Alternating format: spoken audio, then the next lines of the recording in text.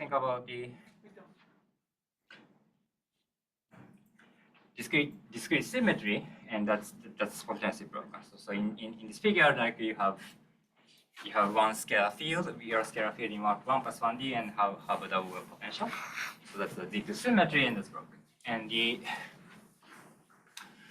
okay, so you have the vacuum, and colloquially, like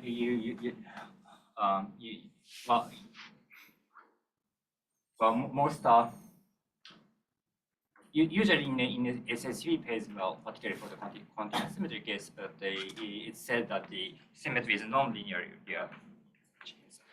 theories, at least in the EFT. And for the discrete case, yeah, actually we can think about some algebra that's group algebra that's cooking up from this symmetry and the information of spontaneous symmetry breaking pattern. And these excitations in this theory is classified by the linear representations of the group points. And so those representations is going to include the representation for the particles, but also cycles. Okay, so that's one. So here, of course, so in this talk, I only talk about representation theory. So if so that doesn't tell you that Fitch representation occurs at Fitch energy in a specific theory. I just really talk about what is the classification of possible excitations. So and for the QCD, so I talk about the QCD, but here, like I want to avoid the chiral symmetry that makes things too complicated. So and it's continuous symmetry will break.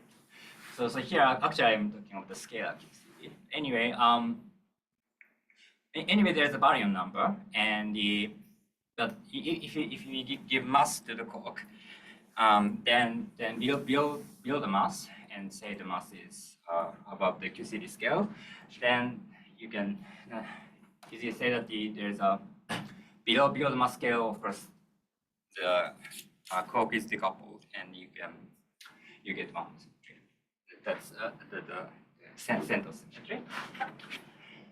And in this case, like so, the corresponding representation theory is as I'm emphasizing, that depends on the phase. And if you in the confined phase, so where this one symmetry is preserved, the central symmetry is preserved, then there's if you analyze it, well, that's just a representation theory, basically representation theory for the baryon number, and there's no log.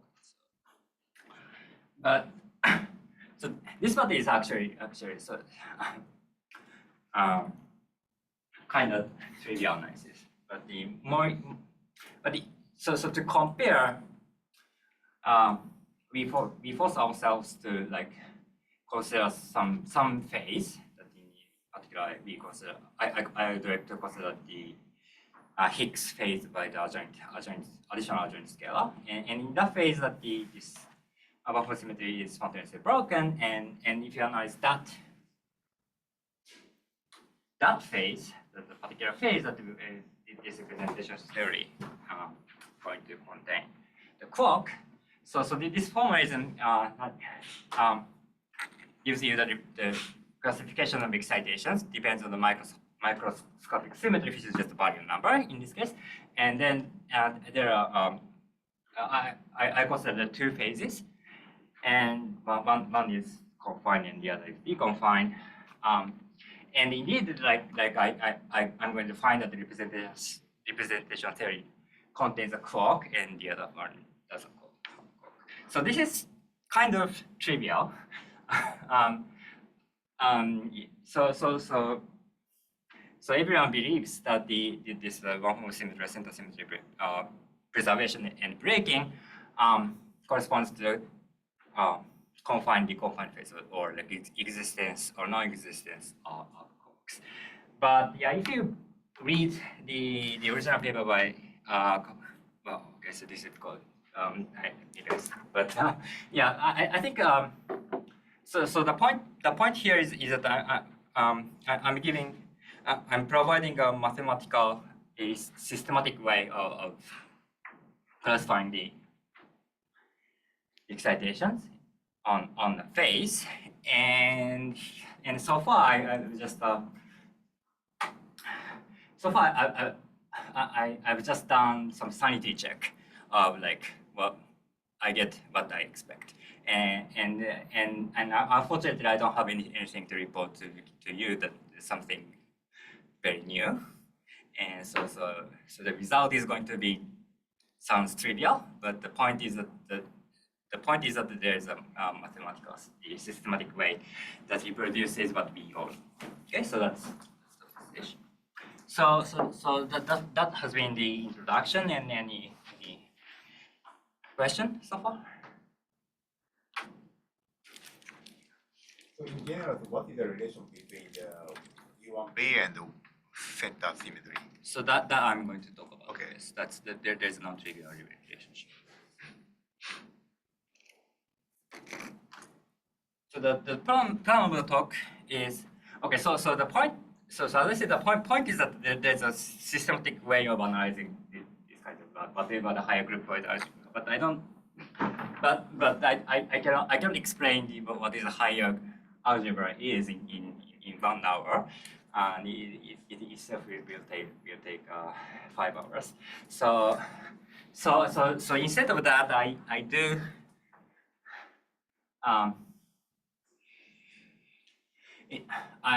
I give you the detailed analysis in one plus one case. So in that case, there is no higher part. So it's just particles. 1 plus 1 excitation. So it's just about particles. So just there's not higher part, and but still like there's a group point part, and I do provide analysis for that case, and then I just casually extend that analysis into higher versions. So let me first talk about the 1 plus 1 degrees. Okay. And this part is going to depend on this paper. Yeah, this paper mainly talks about the non-invertible case, but I'm going to talk about the invertible version of it. Okay, so in this part, I consider just a finite symmetry, finite group symmetry, discrete symmetry in 1 plus 1D, and the most easy phase, of course, is just symmetry preserved case. So you have just single vacuum, and the pitch is preserved by the symmetry, and then like as all of you are familiar, the excitations are classified by the representation, the usual group representation. That's just recapping. Now let's consider the broken phase. So here, like microscopically, you have some symmetry, and let's say that's broken in the IR. Okay? So in that case, you have the many vacua, and the number of that is the order of your finite group. Okay, so for each element of your finite group, then there's corresponding vacuum, and there's a action of G on the vacuum is that permits the vacuum. So yeah, so this is again the same figure as before. So one example is as I said, just a double well potential. So in this case, it is broken, and you have two vacua, and two vacua are permitted by Z action. And on excitations, of course, for excitations, of course, there's a particle excitation for each of the well. there's a particle excitation. But there's this is 1 plus 1D, so this is x is a spatial direction, and there's there can be solitons or in this case called the kink that interpolates the two vacuum. So the scalar field goes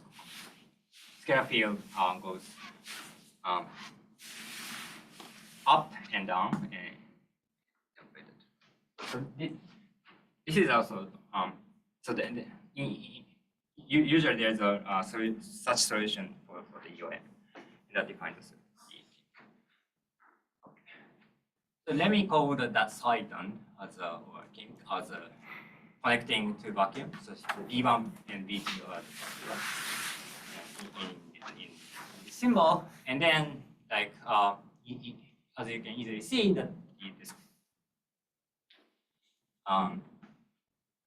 group element or symmetry acts permutes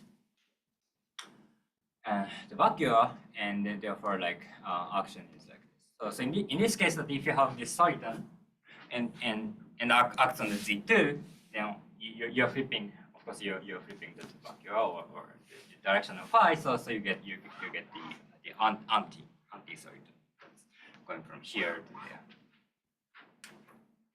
That's very intuitive. Oh yeah. So in these three cases, this is these three cases, and then like you're just shifting the kink profile. Yes, and again, like this G action generates the G4 multiple.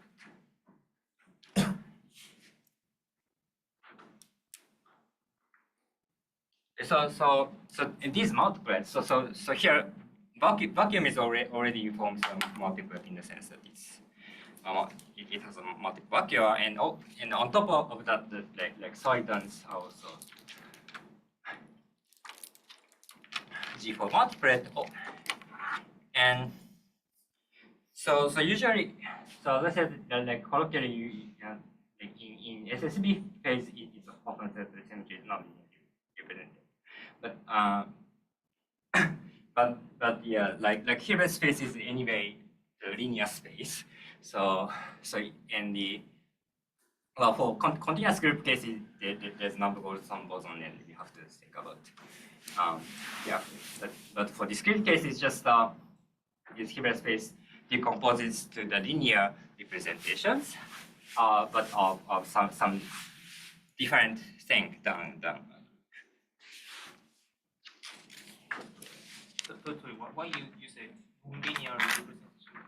It's just a computation. Yeah. This is okay. So if you're not familiar with this language, then don't care about it. Yeah.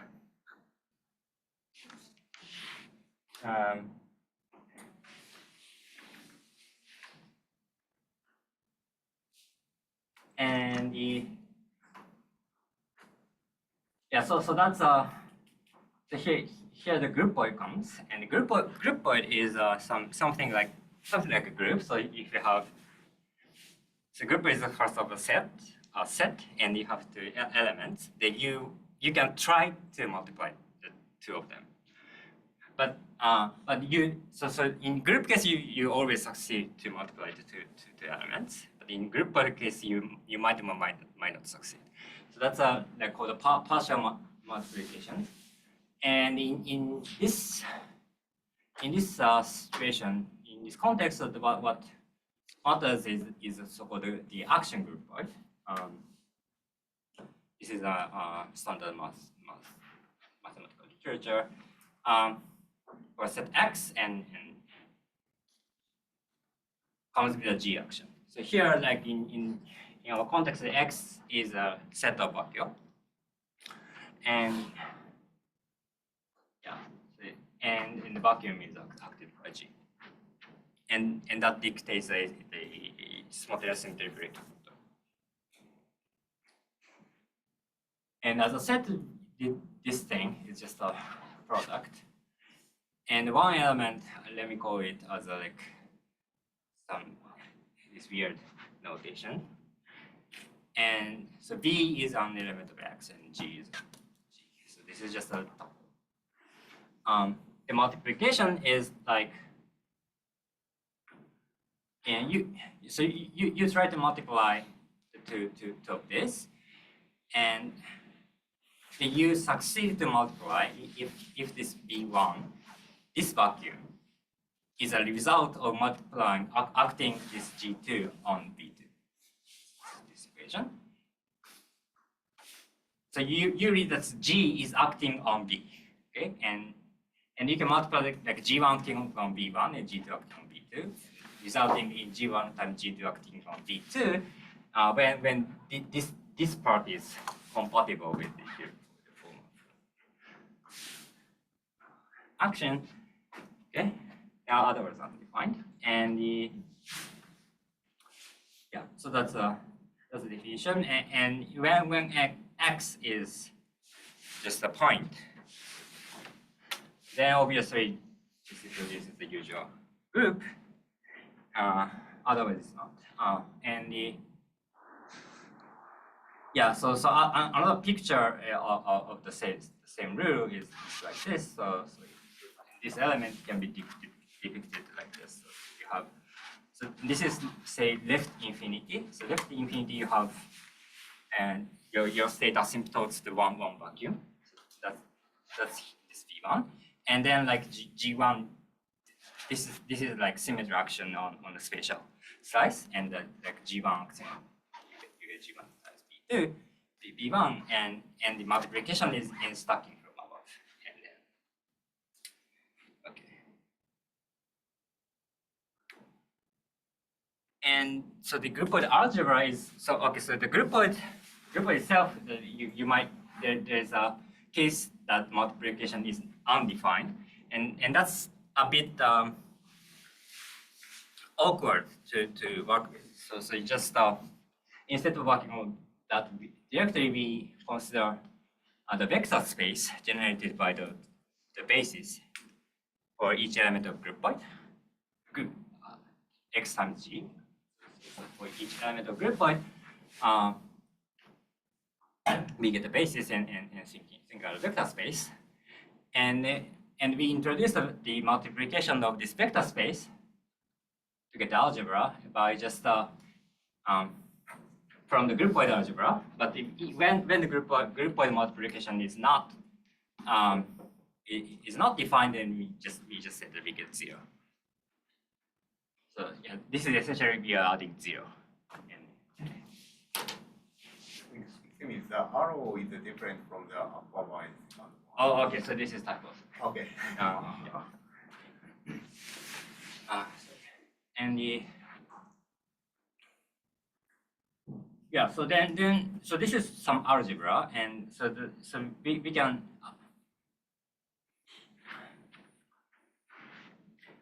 so the representation of this group by algebra is just an algebra homomorphism from this gadget to the algebra of some matrix algebra, and so for some Hilbert or vector space. And again, like when x is just a point, then you get this D part is trivial. So you get your usual group representation, and yeah. So that case, the symmetry is completely preserved. So you should get.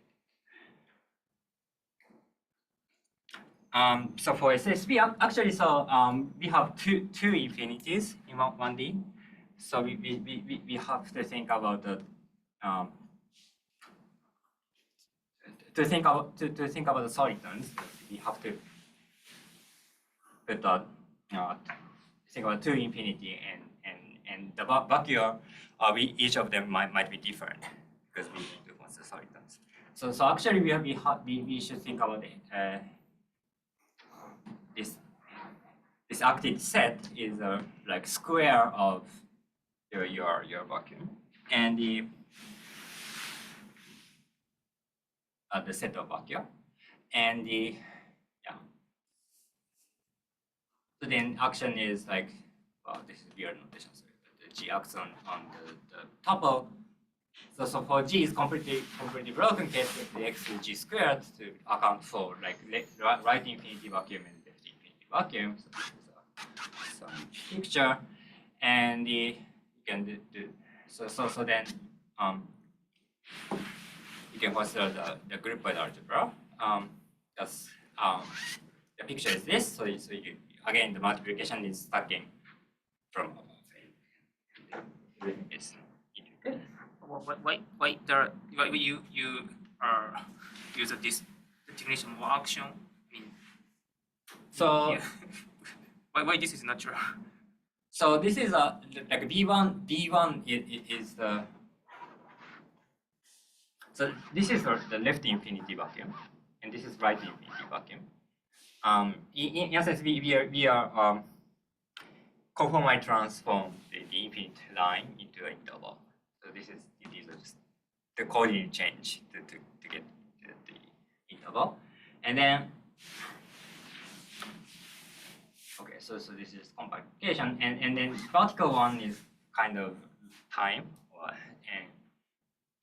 and so this thing, so this figure is it represents that you get you start from like left vacuum and right vacuum and acting on the symmetry action, and then you get so in the group case there's just one possible vacuum, so you get like new vacuum to the other side. And so here this is just a symmetry action. So we are agnostic about what's happening in between.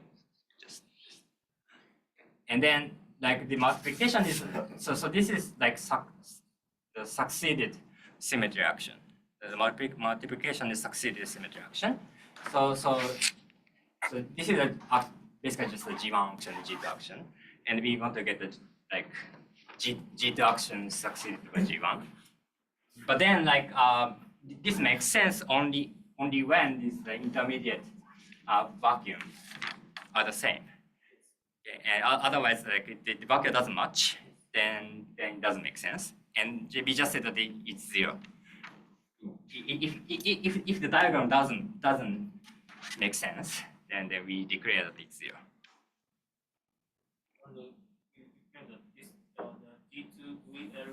And G2VR2 Yeah. is condition that they are. Oh yeah, sorry, this is too small and not resolved. Yeah, but yeah, this delta function is just basically says that this vacuum is the same as this. Yes. This vacuum is the same. So that you can consistently stack. Otherwise it's zero.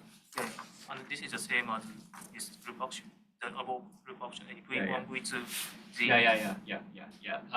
Okay, I believe. Maybe I messed up some notation here. That like it seems like Okay, I believe. So you can also consider the sum of this state, not state, but the. Oh yeah. So This is this just action one for the component. basis, Yeah. and you're linearly expanding. Yes.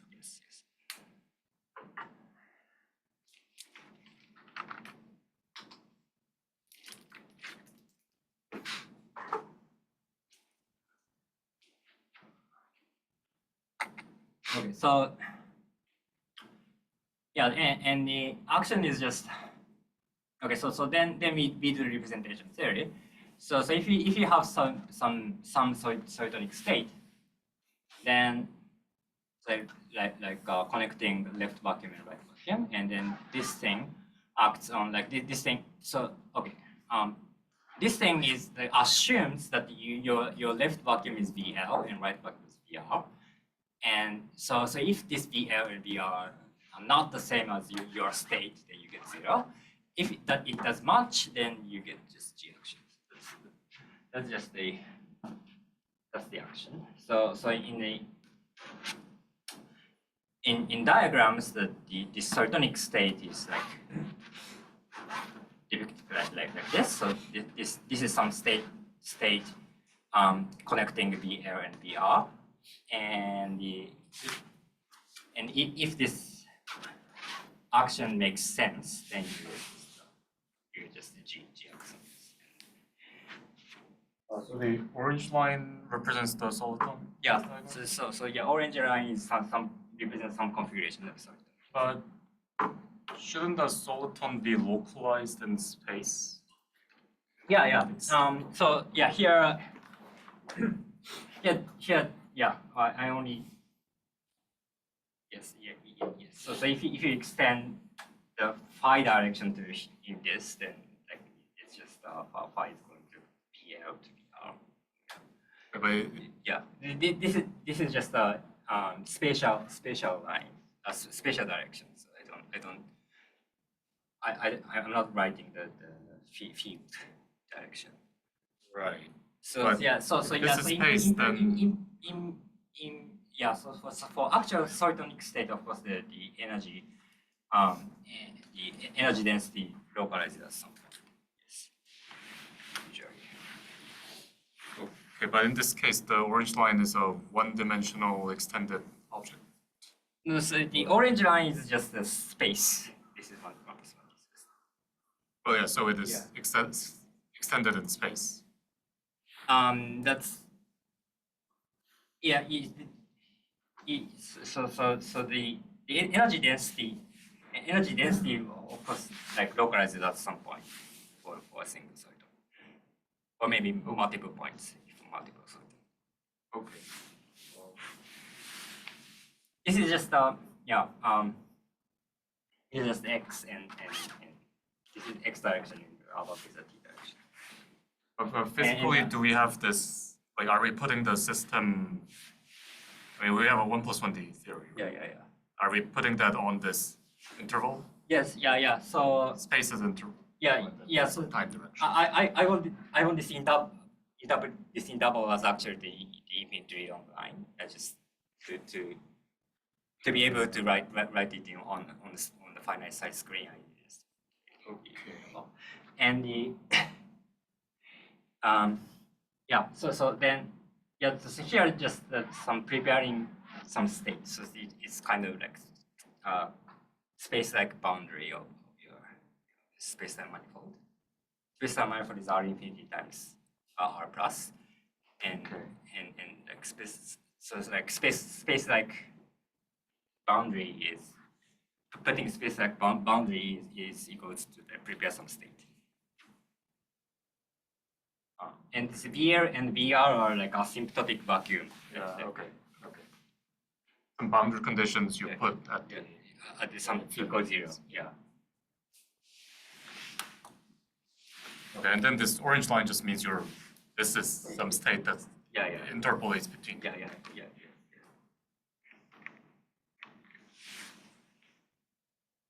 Okay. But the G line, the blue line, that's not actually so this is some one-dimensional extended operator. So this is this is symmetry action and Right. 1 + 1D. So in the yes so typically if you consider some spin chain system and then like the symmetry action is on site, so you do some symmetry action for every site, Right. and that's just it's a most typical situation. And in case if there are several solitons connecting same BL and BR, we just need to put some label on the orange line. Or So here, okay, so here I'm agnostic about what actually happening. So just give me just one state, then that generates another state by acting on symmetry. I'm just saying.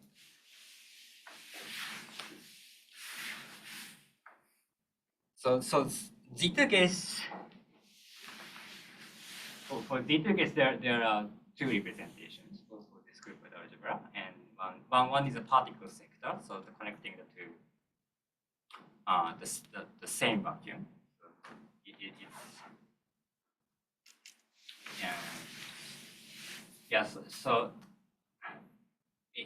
So you can regard this particle sector representation as this diagram. So that's again. You have two vacuum. First of all, this is Z2 block down to 0. And there are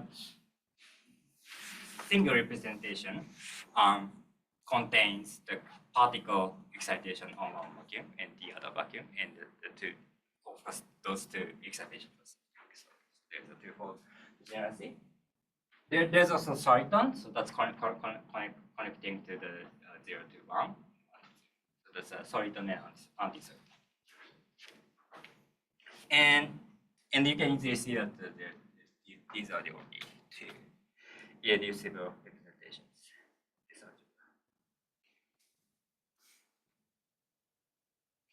So sorry. Yeah. Okay. Yeah. but So in this case, what is Hilbert space and what is matrix which represent this? so that of course that's going to depend on the system. You said irreducible representations. Yeah. Yeah. So the claim is that the whole Hilbert space is going to decompose into these irreducible. Yeah. So I want to know what is Hilbert space of irreducible representation. You're asking about the inner product or? No. Like the case of usually linear representation, we have some finite dimensional complex Hilbert space and matrix. Just a two-dimensional. Both of them are two-dimensional. This 0, 0 and 1, 1 is the basis of the Hilbert space. So yes. These are like this one orange line is a basis. Both are two-dimensional Hilbert. Yes. Both are two-dimensional representation. Yeah. So but everything is very intuitive. Total dimension is 4. I mean wait. Oh yeah. So total Total dimension actually is 8 because of so there's a multiplicity even. So yeah, because one diagram here the Z2 choice, and Z2 choice here, and these labels are automated down in these cases. Total dimension of the algebra is 8. Wait. So for R0, so the physical picture is we have two vacuums covered by 0 and 1. Yeah. So for each vacuum we have one dimension represent space. Yeah. Yeah. So okay. So and you have two because there are two vacuums. Okay. So for R0, okay. So okay, I see. 0 represents some corresponds to some one dimension. One state, and then there's a corresponding state in the other. Yes, and I see. In total, you mean R0 and R1 in total. Yeah, total means this algebra. So this algebra, generally the algebra decomposes to the dx sum of linear EX. So R0 itself is one irreducible representation. Yeah, this is one irreducible representation, which is two-dimensional, and R1 is another irreducible representation. It is that's also two-dimensional. Two-dimensional. Okay, I see. Why 8 states in this picture? No, yeah. So sorry. 8 is the dimension of this algebra, and not the state. So if you decompose this algebra into representations, then there are multiplicity. That was the question. So if you decompose, then there are 1 R0. If you decompose the total algebra into irreducibles, I think 2. 2. Yeah.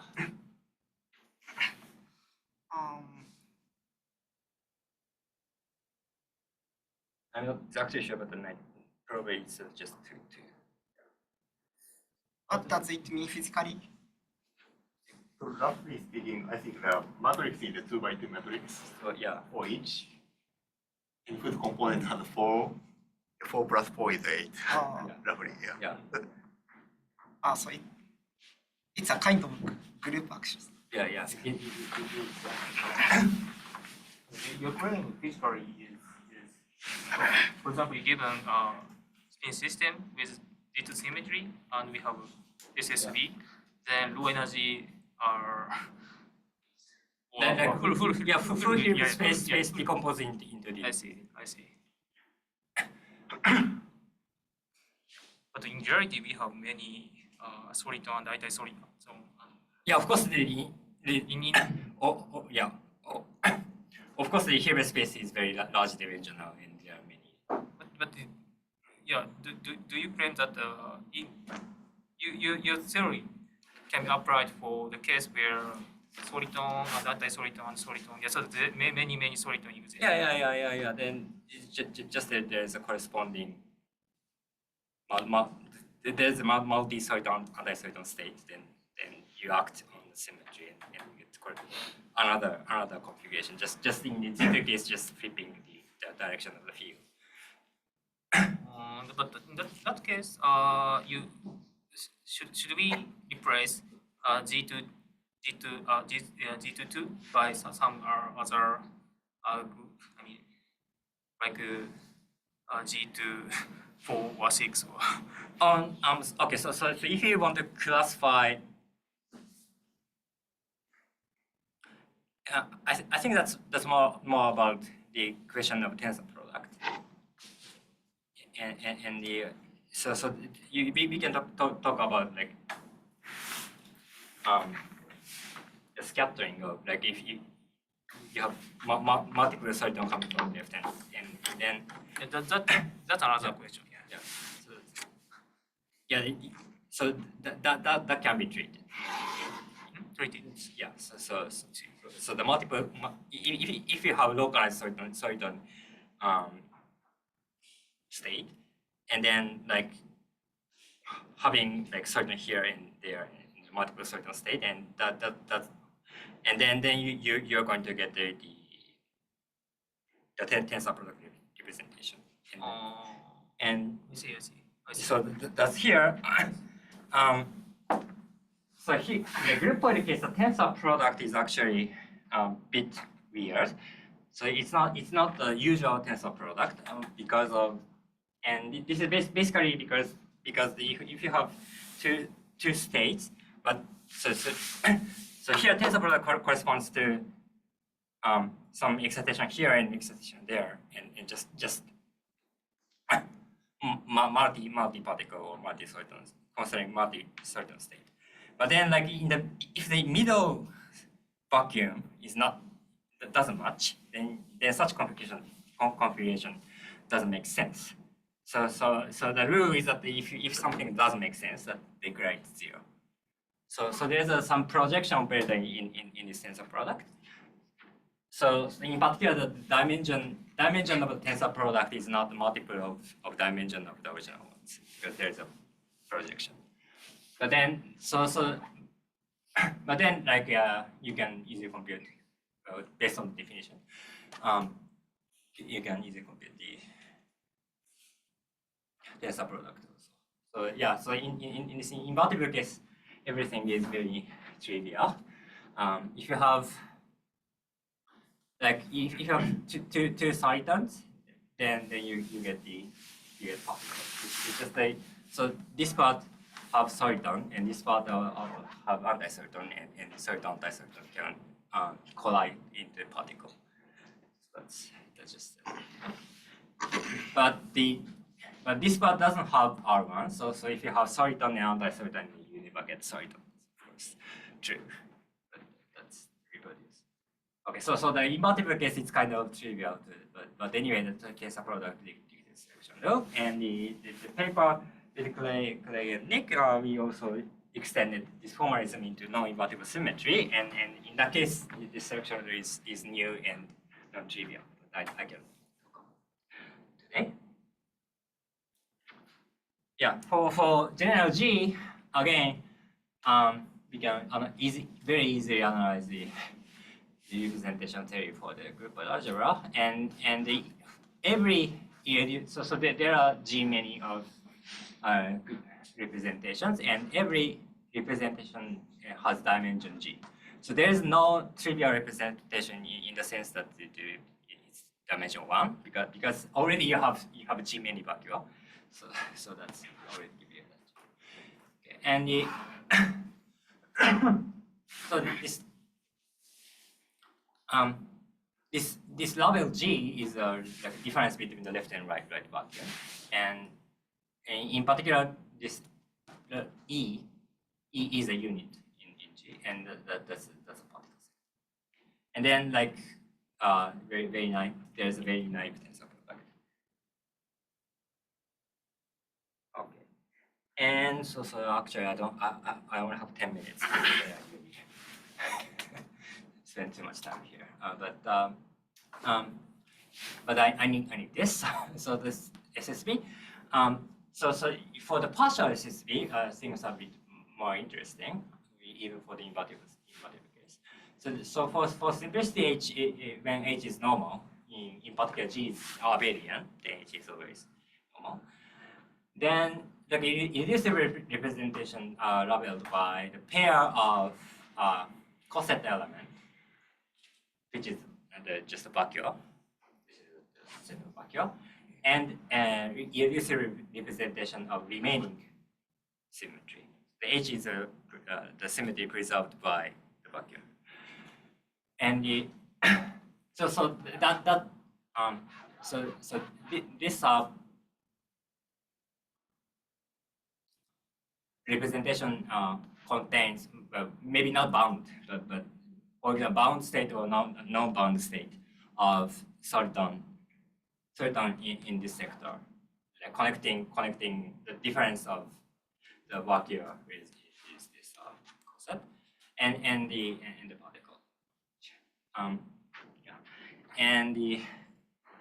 The non-normal case has a more non-trivial structure, and this part and that part is going to intertwine, but so that's nice to explore here. What about the possibility of the projective representation on the boundary for unbroken A? We can have a SPT of H part. Okay, yeah. So yes, so actually here I assume that G is non-anomalous. When G is anomalous, then the H is representation is going to be projective. Okay, maybe that can be Yeah. extension. Okay. I think here I assume that G is not.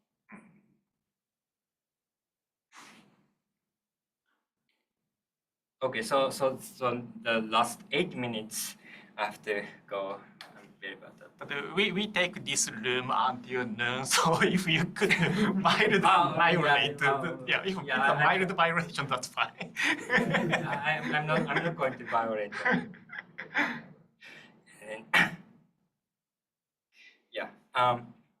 Okay, so gauge theory and these are the guys, and so I have to first talk about the higher form symmetry or center symmetry, and the notion of higher form symmetry is introduced by this paper, and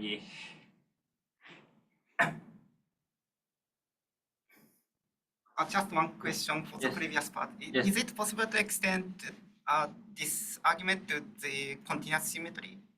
So for the continuous symmetry, of course, we have like there's this is 1 plus 1D, and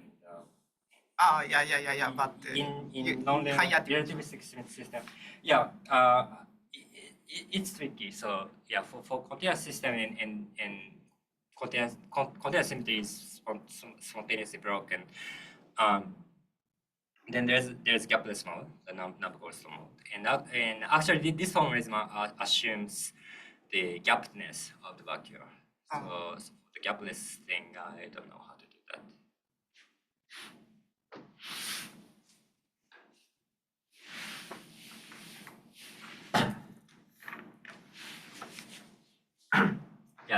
that's why I like to avoid chiral symmetry breaking and thinking of the scale accuracy.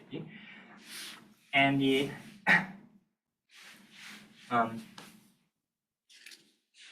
so for the conventional symmetry, for continuous symmetry for only for this slide, then it's like the charge of beta, of course, is integrating the charge density over this, and like p-form symmetry is kind of like you have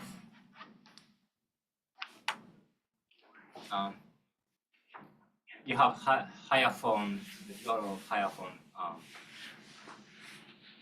charge density, which is suitable to integrate over some low dimensional. Here, the d minus p dimensional. Is that true? Oh yeah, probably this d here d is a space dimension. Then like d minus p dimension surface in space time space. And so the conservation law for the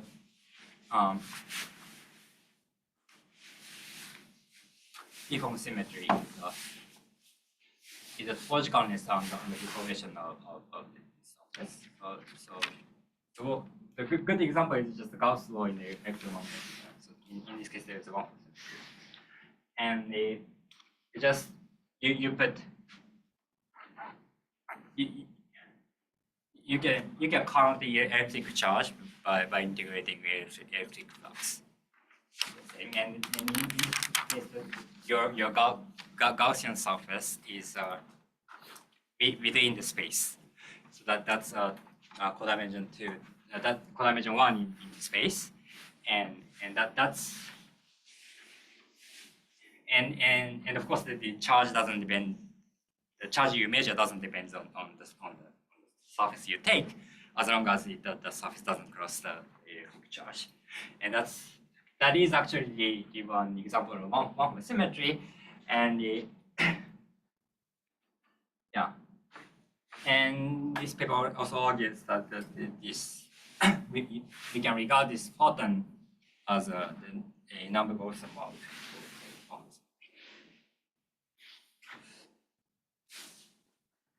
And in gauge series, so if you consider non-abelian gauge series, then there's analog discrete charge, just a generalization of previous Gauss law, and for this center of this one symmetry for center. For SUN, it's just Zn, and in a sense, it counts the Wilson line, or like of course the clock up to n, because the Wilson line cannot be screened by gauge pupil in a pure. And Remind me the fundamental representation. Oh yeah, sorry, yeah, this box is. So then. Yeah, then what's widely accepted is that the confinement for now is a confinement does correspond or like perimeter area or perimeter of Wilson line corresponds to this. One percent is preserved corresponding reciprocal. That's yeah. One of the purpose of this talk is to reconfirm this statement in terms of representation theory. Okay. And another remark is that if you add matter in the fundamental representation, then quark can screen the Wilson line, of course, and then this one. If you add adjoint matter with adjoint representation, then again this adjoint matter can screen the fundamental Wilson line, so it's still this thing is. Now, in general, you can consider higher group, which is and naively it's just a tuple of group at each level. The zero form symmetry, one form symmetry, and you potentially have even higher form symmetry in this baryon. Here the zero and one form symmetry, and an important thing is that if you have algebra from the UV theory to IR theory, then like there's a corresponding symmetry matching homomorphism from the UV symmetry to IR symmetry. Just like a group case, for usual zero form symmetry, usual group symmetry is also like if you have a group action on the UV theory and do some renormalization group flow, then like just the UV symmetry should act on the IR, and that's here I assume the IR is still some level, not deep, then it still makes sense. And then like so this but here like if once you thinking of the higher group, then like this map is higher group homomorphism in a correct sense, and this correct definition of higher group homomorphism actually allows non-trivial homomorphism from a zero form symmetry to one form symmetry. So this asterisk it means just a point. There's not no. So here no one form symmetry, and if you only have UV zero form symmetry, and some middle scale you have some one form symmetry, but then there can be non-trivial symmetry matching. That's a fact. I'm going to talk about the one example, and the recent paper by not Zaiberg and Saknoshi called this kind of matching as symmetry transmutation of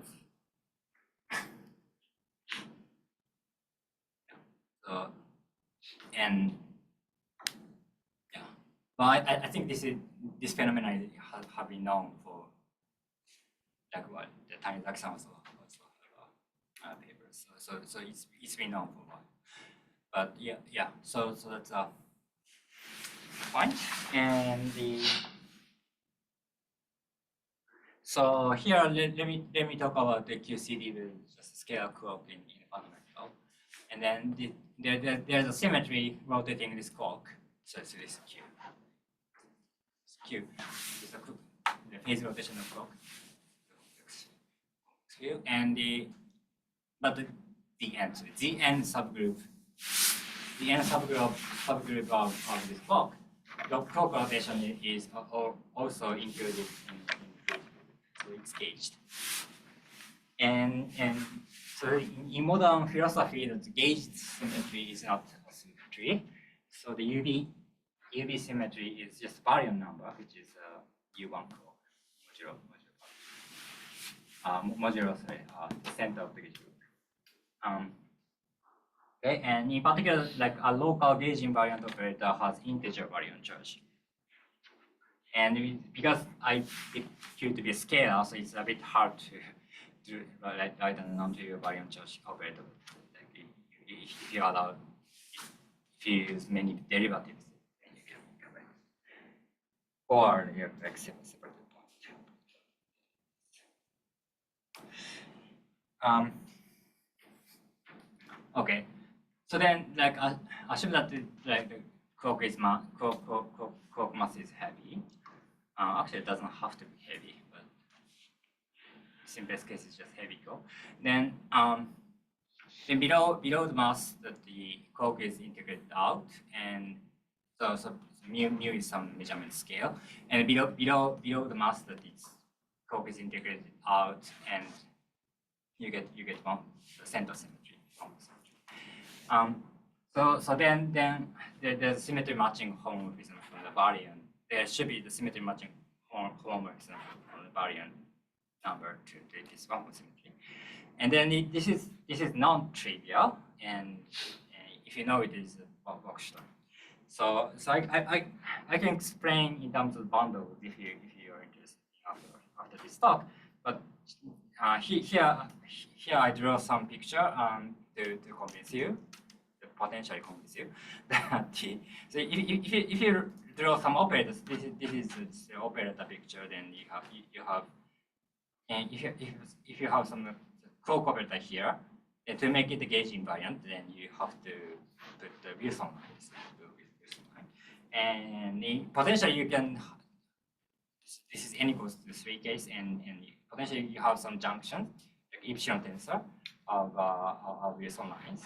But then whatever operator you can draw, and then like the charge of the operators inside some, you draw some surface, and charge of operators, baryon charge of, cloak charge of the operator inside some this sigma modulo n, and n is the n of Gaussian, is equals to the number of Wilson line piercing through this surface. This is a fact, and so I'm just trying to convincing you that there's a relationship between the baryon number and this. Is this charge is independent of mass, or do you need a heavy cloak mass, or? It's actually, yeah. So the microscopically, this picture doesn't really depend on the cloak to be heavy. So yeah, doesn't have to be heavy. Yeah. Let me just go. So in that case of the figure, so number of Wilson line is counting that 2 incoming and 1 outgoing. So yes. in total, we just get 1 incoming and it yeah. matches with. Yeah. Okay.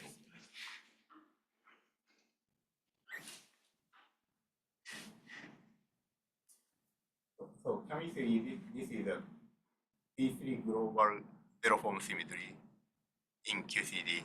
Is it not true?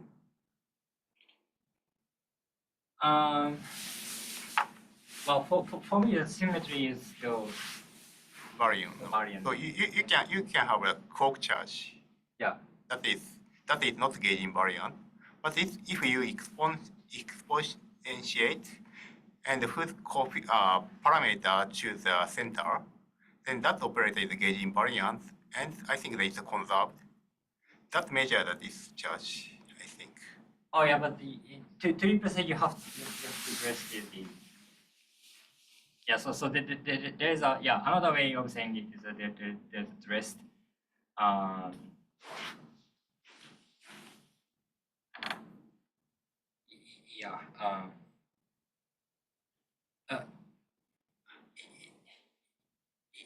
That operator can have a. I think that measure the same. Yeah, but yes, but there is a.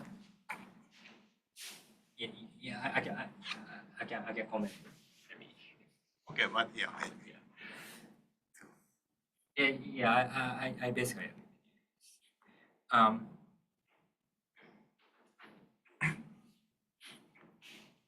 So in the confining phase, just in terms of symmetry, it's just a trivial phase, and there's no symmetry in any sense. And then therefore the representation theory is just for the U1 baryon. But this is higher dimensional, so it's actually we have to do the higher representation theory. But whatever it is, it's just for the U1 baryons. And here like if for heavy cloaks, like still there can be like you can think about the string, like confining string ending on the clock, and that's still a fractional charge, but of course that's always attached by. So this is also like almost the same figure, but here like time slice. Then if you have a clock excitation, then that should be connected by the network of strings, and again the same relationship. So and in particular, like there is no isolated clock, of course, and if you and this is just a representation theory for the baryons. There's no kind of so the confining confining phase is trivial phase in terms of symmetry. So there's nothing to talk about actually. So I want some another phase to compare, and nice phase to consider is to like Higgs field. So have some I call it Higgs field, but it's adjoint, so some scalar field in adjoint, and give Bev. Okay, so again for simplicity, let me consider the Coke must be the higher than the F. Then the UV symmetry again the baryon number, and then it's going to transmute it to the one-hole symmetry, and that's by the Higgs mechanism. Now, there is an exact sequence or homotopy fiber sequence for the higher group, and that's so this part is the transmutation map here, but then there's yes, there's an exact sequence. So what I'm saying is that this one-hole symmetry is actually in the sense of higher group that it's a coset of U1b modulo U1q, but I'm saying something weird because the U1b is smaller than U1q. This is not at all injective. Okay, so this is actually a covering map, and so in a usual group, this theory of group, it doesn't make sense. Or you call this trivial, but actually that like in the theory of a higher group, it's good to think that this concept as a going up and higher and higher.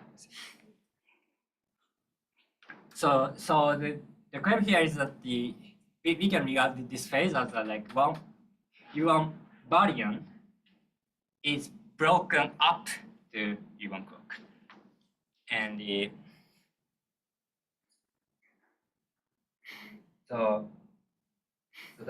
that's what's possible, and then like so once we recognize it, then we can do the higher version of the analysis we did in 1+1D, and this is again invertible. So the structural representation theory for the higher group algebra of the is almost similar. Like for the 1+1D, for the usual group case, its representation is labeled by the coset element, which is labeled as soliton, and the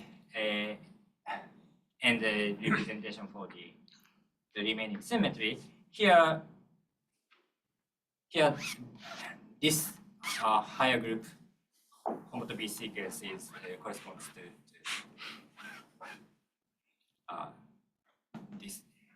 this case. So in this case, the representation should be labeled.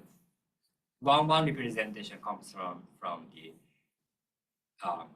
H is the quark representation. So in particular have quark. Okay, so that's like just plug in the mathematical formula, and then we get what we want to get, which is quark. And then there's also like center vortex. That's the corresponding soliton in this symmetry. And if you also can analyze the fine print of this representation category and find you get a Aharonov bond phase when quark goes around the center vortex, which also you so, and you can also do the same thing in the abelian gauge theory. That are slightly different things. Then in the superconductor phase, and then you get electrons and objects of using the vortex. And so, can you say that U1 quark symmetry the global symmetry? So my perspective is that the global symmetry, microscopic global symmetry, I would say, is this guy, yeah, and the baryon. But then like quark, it's broke up to quark because of in this phase, yeah, because of vacuum. So that I think that's the correct understanding of that's a message. So yeah.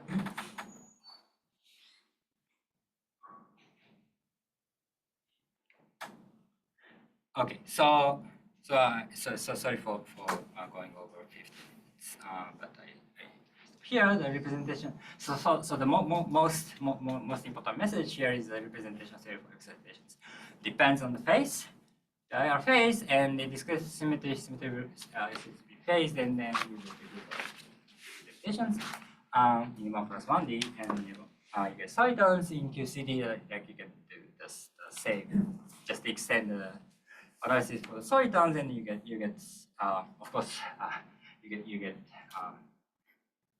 a confined phase. You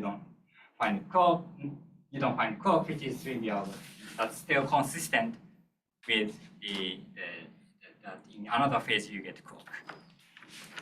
So in other words, that although you can think about the phase where you can observe quark, that does not contradict with the nomenclature of like the UV symmetry. It doesn't. UV symmetry is just baryon number, and that's still consistent because the representation for the excitation depends on the phase, and the information of the phase allows you to get the quark in the representation. So that's the and obviously like the we get the kind of trivial result in the sense that we already know for a century, maybe not a century, but 70 years, and the so yes, but I it would be good to find more consider more full QCD phase or other phase, and systematically analyze the excitation each phase and what happens. So that's the and I stop here. Thanks for the thanks.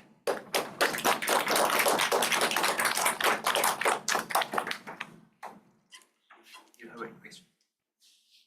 So in the 1+1D example, we had solitons, kinks interpolating between two. Yeah. So can you think of in the QCD case, the quarks and the center vortex? The center vortex is one from symmetry breaking. Instead of interpolating the vacuum, but it is like if you're going around vortex, then something non-trivial. You become non-trivial for Right. gauge. But do we have like a continuum of vacuum here? Or So what's like the analog of the 1+1D?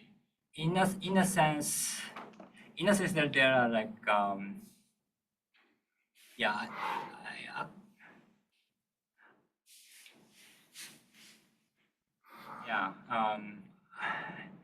I don't know how to precisely say the number of how to count about number of vacuum.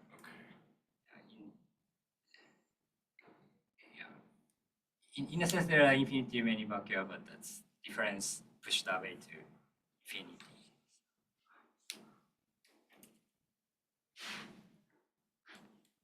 So in your analysis, so do you really use the assumption of scalar QCD, or does it also apply to QCD with massive quarks? Yeah, should be. Yeah, Yeah. actually, yeah. So As long as the system is gapped. you can. Well, here I'm neglecting the fermion parity. So sorry. So yeah, thanks. That's probably the that's the main reason I don't. But there's no fundamental instruction. It's just thinking about the fermion parity. Yeah. And I also want to confirm that so if we find two gapped phases, whether U1b is just unbroken and when U1b is transmuted to be broken to U1 quark, then claim is those two phases cannot be continuously connected unless you encounter gapless or That's actually not the representation theory, but it's the claim is that there is completely different symmetry breaking patterns. It shouldn't be in the same continuum. I see. Phase, yeah. Question? Sorry, one more again. That you said. Just could you repeat what you said now? Oh yeah. So let me be. Yeah. So if there is some phase that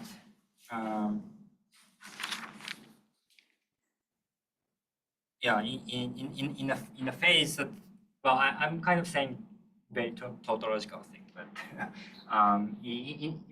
in this phase like U1B is transmuted up to your clock, and there's a like trivial confining phase, and the two phases cannot be continuous. Since this phase is topological phase, so there Yeah. Another thing is that this is there's a stable center.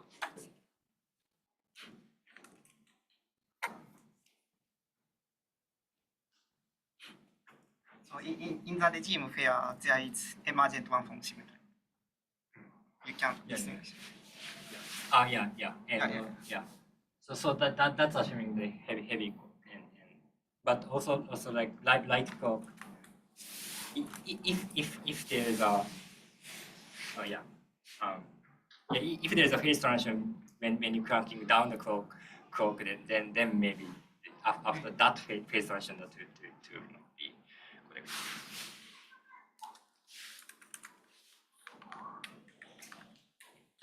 In both, phases, so perimeter of Wilson loop is common, but on this transmuted case, we get center vortex world seat, which acts as a emergent extra two-form symmetry.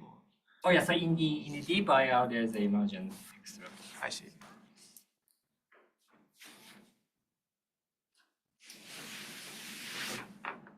Yeah. Other questions? phenomena happen in QED, right? Yeah, so if you are not One kind of the electron- superconductor phase, then yeah. Superconductor in the vacuum is actually the one form symmetry is emergent, so Yes. Yeah. Then yeah.